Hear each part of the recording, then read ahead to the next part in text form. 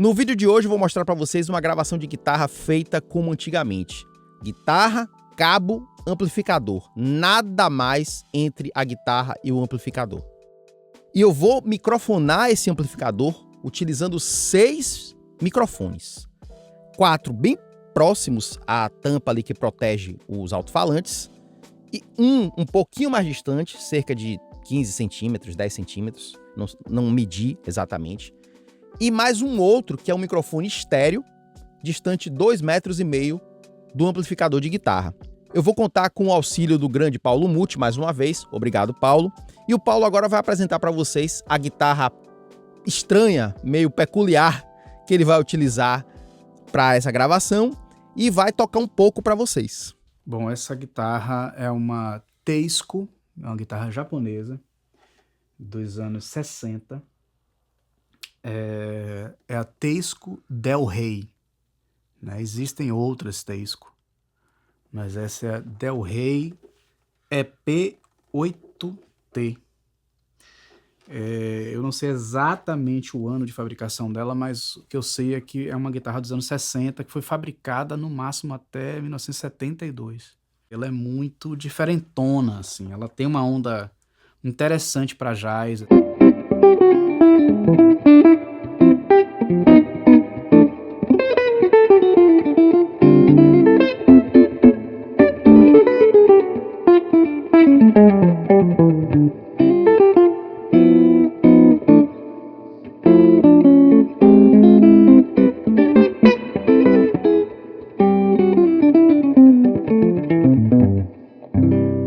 Ela não é uma guitarra com padrão tipo Gibson ou tipo Fender.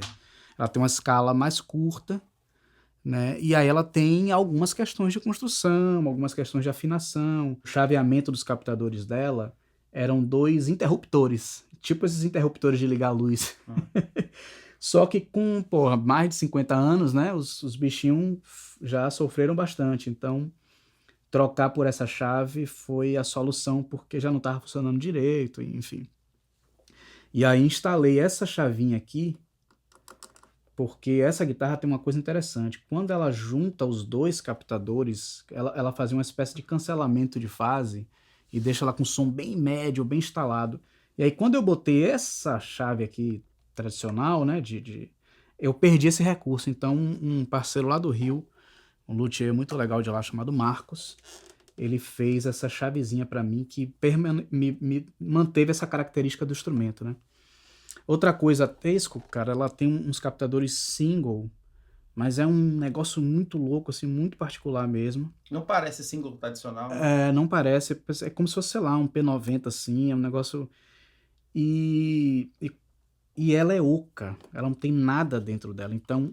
Estou vendo que você botou eu botei uma fita crepe aqui, ordinária, só pra segurar um pouquinho a onda dela. A ressonância, né? Porque eu gosto de usar efeitos loucos, distorções, essas coisas. Se você tá procurando uma coisa com a construção moderna, com afinação precisa, com, né, facilidade para execução aqui na escala, essa não é a guitarra. Essa guitarra ela é muito diferente e é para quem persegue essa onda, né? Essa história.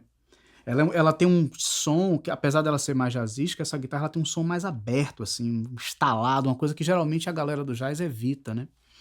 Mas, com trêmulo é uma coisa absurda.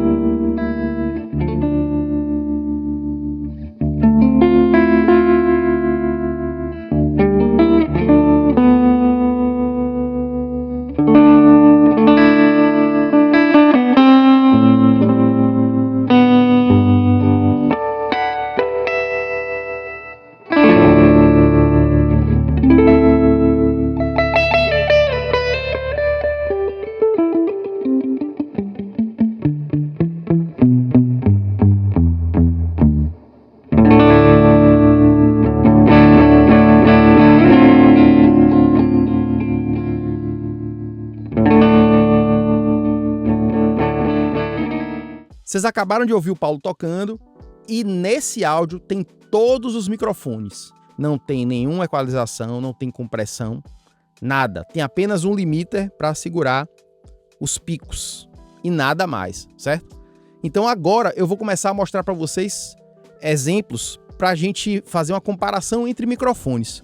O SM57 é um standard nessa aplicação. É um microfone que é um parâmetro para muitas pessoas. A primeira demonstração que eu vou fazer agora vai ser entre os dois dinâmicos que nós temos aí para microfonar um amplificador. O SM57 e o Base Dynamic M88TG. E aí vocês vão poder ouvir as diferenças, as nuances. Ambos estão ligados em preamps Neve 1073.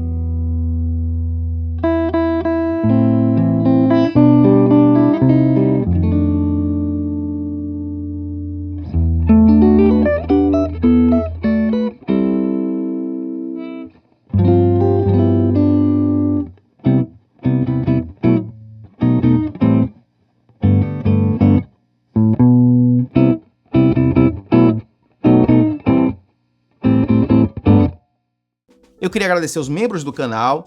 Se você ainda não é membro do canal, considere se tornar membro. Você paga apenas R$ 7,99 por mês e me incentiva a produzir conteúdos como esse aqui, que tem bastante informação e bastante estrutura, coisa que no YouTube do Brasil, infelizmente, a gente não vê. Agora a gente vai ouvir um exemplo mais extenso e eu vou utilizar o SM57 como parâmetro, então eu vou estar sempre tocando 57, vou para outro microfone, volta para o 57, vai ficar assim. E em algum momento eu vou colocar todos os microfones, certo? Ou uma soma de 2 microfones ou mais. Então vai ser um exemplo mais longo, mas vocês vão ter assim um mesmo tipo de groove, mesmo tipo de feeling, e aí vocês vão perceber bastante a diferença de microfones num contexto que tem mais saturação.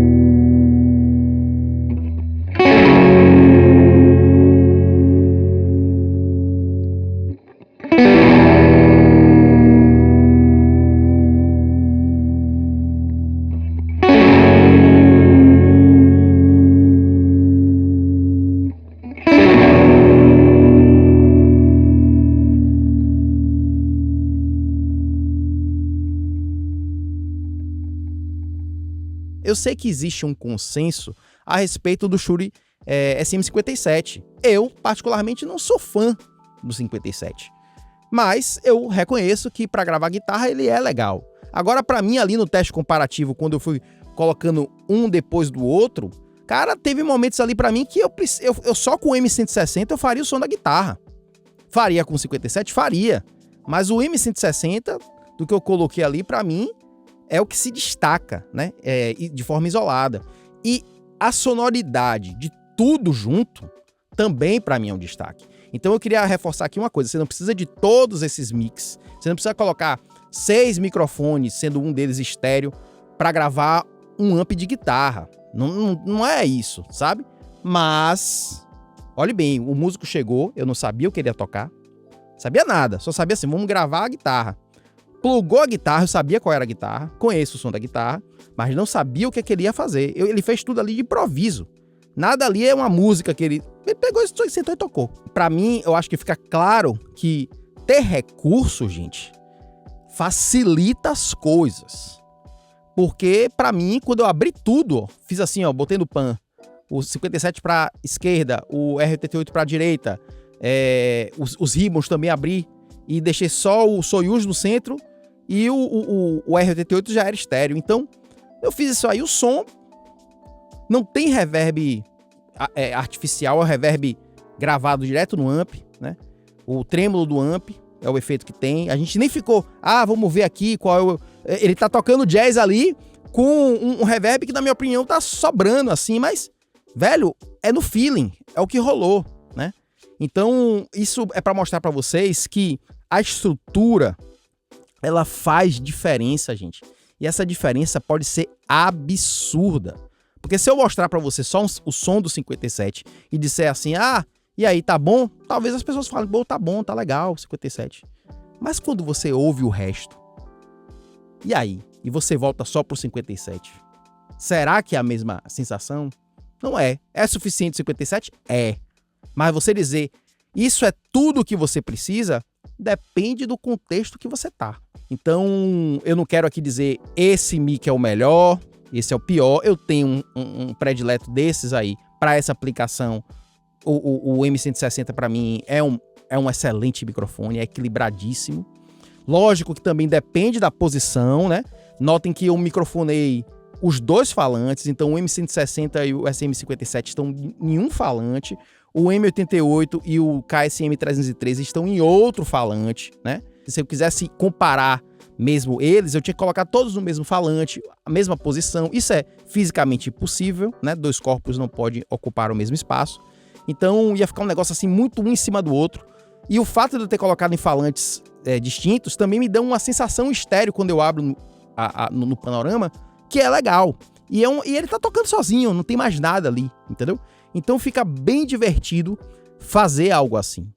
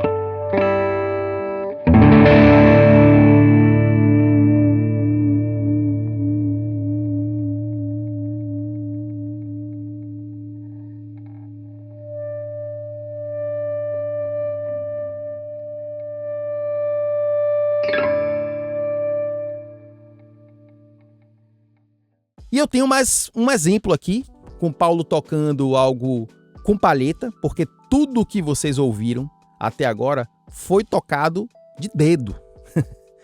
Unha, certo? Nada de palheta. Então, eu tenho mais esse exemplo aí, que é dry, né? Com palheta. E nesse exemplo, eu coloquei apenas os microfones que eu considero os microfones mais refinados, né? Os dois microfones de fita, o Soyuz e o R88, que também é de fita e que estava de sala.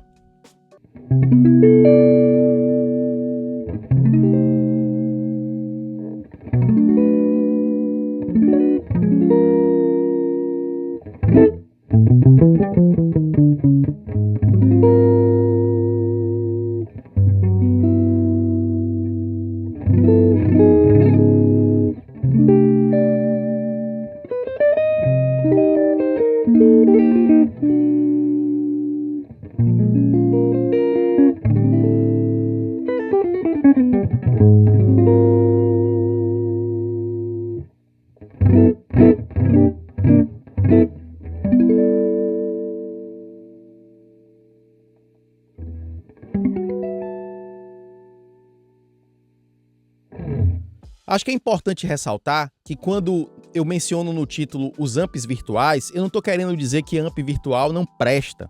Eu sei que tem muita gente aí que usa amp virtual pela praticidade, que é inquestionável, né? O custo também, que é muito mais baixo. E, poxa, eu não estou dizendo esse som aí é melhor do que de um amp virtual. E eu acredito que tem a gente aqui que vai dizer, não, eu prefiro o meu amp virtual. Tudo bem. Dizer esse som tá ruim. Beleza. Mas quando eu cito o amp virtual, eu não estou me referindo necessariamente a esse lance do melhor ou pior. Eu estou dizendo que o simulador não é capaz de reproduzir a mesma sensação que você tem ao lado do amplificador de verdade. E uma outra coisa importante, isso do ponto de vista da gravação. Você está gravando um simulador, ele foi meticulosamente capturado, mas existem limitações. Ninguém está buscando capturar as imperfeições. Todos os instrumentos virtuais estão simplesmente buscando capturar a perfeição. E são as imperfeições que tornam a coisa única. Então, o fato da guitarra do Paulo, poxa, ter uma leve, né, a afinação não ser precisa, o fato da ressonância ali do corpo, isso na mesma sala que o amp. A sala tem um som. Cada lugar da sala que eu colocar aquele amp ali, ó, se eu colocar o amp mais pro canto da sala, ele vai ter um grave diferente. Mais pro meio ele pode ter um outro grave. Eu não sei se a posição que eu coloquei o amp é a posição em que não tem um cancelamento de uma frequência, por exemplo, ou um reforço de uma frequência. Eu não sei. O que eu sei dizer é que se eu mudasse o amp de lugar, a gravação poderia soar até consideravelmente diferente em função de um reforço ou de um cancelamento de uma frequência. Então essas coisas, gente, essas imperfeições, né, elas são coisas que a simulação não vai conseguir entregar para vocês. Então, independente dos microfones que eu estou utilizando serem excelentes microfones, ligados em pré-amps excelentes, não é só isso. A questão da diferença tá na coisa de ser de verdade, né? De ser de verdade, a pessoa tocando o elemento físico ali, aquilo interagindo com a acústica da sala. Os microfones estão capturando isso. E isso, cara, cada vez que eu faço isso aqui, é uma coisa diferente. Para um profissional que precisa trabalhar, ganhar o seu sustento tocando guitarra, eu acho que é inviável o cara ter, por questões de peso, né, transportar. Não dá para você ter um amp de 30 quilos valvulado desse. Não dá para ter um Marshall, um Fender, um Vox, um Orange, não dá para carregar isso. Então, as pedaleiras e outros simuladores, né, o Kemper, o Quad-Cortex, essas coisas são populares em questão de custo, né? E a praticidade também. Mas a questão é que o amp de verdade ainda tem uma coisinha que nenhuma dessas soluções vai te dar. Agora, o amp de verdade também vai te dar muitas limitações. Então, do ponto de vista do mercado, se você quer ganhar dinheiro, esse vídeo não é só para quem quer ganhar dinheiro com isso. Esse vídeo é apenas uma demonstração de uma gravação de guitarra. Esse vídeo não é para dizer, é assim que se grava a guitarra, certo? Isso é que é gravar a guitarra de verdade. Não, é uma demonstração. Para mim, é muito mais legal gravar a guitarra assim do que com um simulador, do que plugar direto aqui, ó. Eu tenho um nível aqui, ó. Vou espetar a guitarra aqui direto. Eu gravei assim na semana passada. Cara, não tem graça. Pra mim. Vai lá, usa o simulador. Vai funcionar? Vai funcionar. No meio da música as pessoas vão saber dizer o que é um, o que é outro? Não. Mas o músico, fazendo a música, Eu acho que, na maioria dos casos, se a pessoa sabe o que é um amplificador, se cresceu com isso, tocando isso, se a sua carreira musical foi feita com isso, eu acho difícil a pessoa ignorar. Pra quem nunca usou, tudo bem, a pessoa pode falar assim, não, eu prefiro o digital mesmo. Mas, cara, você tendo acesso a essa parada aí, é diferente. Muito obrigado ao Paulo Muti, muito obrigado ao Tadeu Cordeiro, que é o dono do Amp e deixou comigo aqui pra eu testar. Obrigado a você que chegou até aqui no vídeo e até o próximo.